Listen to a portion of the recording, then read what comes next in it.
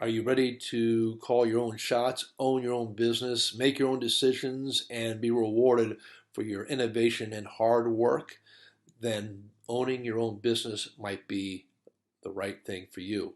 We encourage people at BuyBizUSA to acquire existing businesses because there's a lot of different benefits, which we'll go into. This is Brian Stevens with the series that we call Thinking Outside the Boss. And we're going to go over today, just quickly, a 5-minute review on the 30%, 70% rule. First of all, I'm going to remind you this is about business acquisition, and we say, why start up when you can start up? And what we mean by that is you can start a business from scratch, and there's a great market for that, and a lot of people do well with that. A lot of times people think that that's a cheaper way to go, but if you take into account that you could spend years before you become profitable, or even have a high risk that it doesn't succeed, or even buying a franchise, which has a good likelihood of succeeding in many cases, but it depends on case by case whether they'll be profitable and when they'll be profitable.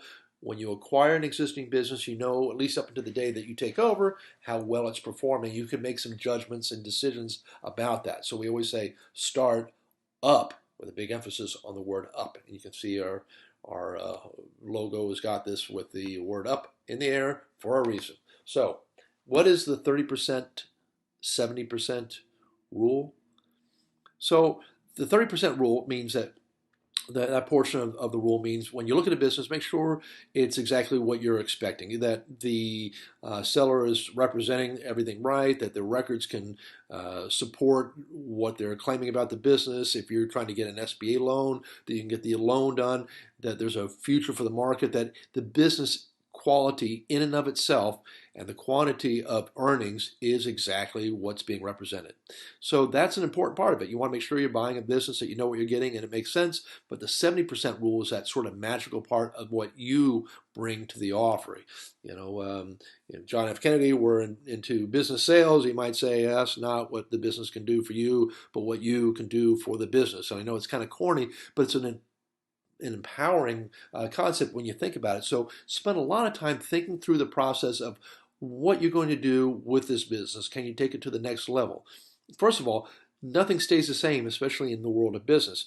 Even if you've had the business for 5 years, new competitors could come in the marketplace. People would develop new tastes or preferences, new demands, new needs in the marketplace. And as we've seen over, the last decade or so, change after change comes around and people like this type of thing on the internet and that type of thing on the internet, or the expectations are higher and higher. So when you're giving a vision about the business that you're going to take over, take into consideration what you're going to bring to the table, what you're going to do to make it even better. And you might not have all the answers, but you begin to create a vision for it. I'm quite sure that most founders of businesses that were really big, I can't imagine that the founder of Amazon, when he first started off selling books online, had the full vision of where it is today.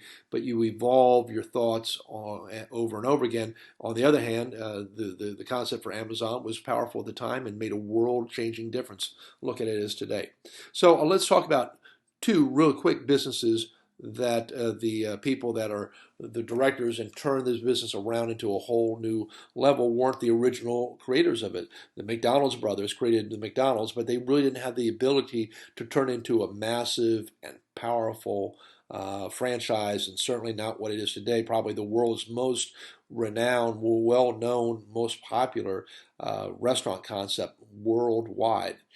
Right on the heels of that, and maybe at some point exceeding it, I don't really know, but very, very, very, very influential as well is Starbucks. And a lot of people don't realize that the original Starbucks, the 5 stores, did not really focus on selling hot product and hot coffee. The founders said, no real profit in the liquid stuff. We want to sell high quality beans, educate consumers, have great, roasters and canisters to hold the beans and keep them fresh, and presses and all these great tools. And they really spent a lot of time building this foundation of a great industry, the coffee industry, based on high quality. And Howard Schultz, who was a salesman initially when he first met this Starbucks people, left his job, came to work for them, tried to influence them in a way, and then ended up going out on his own.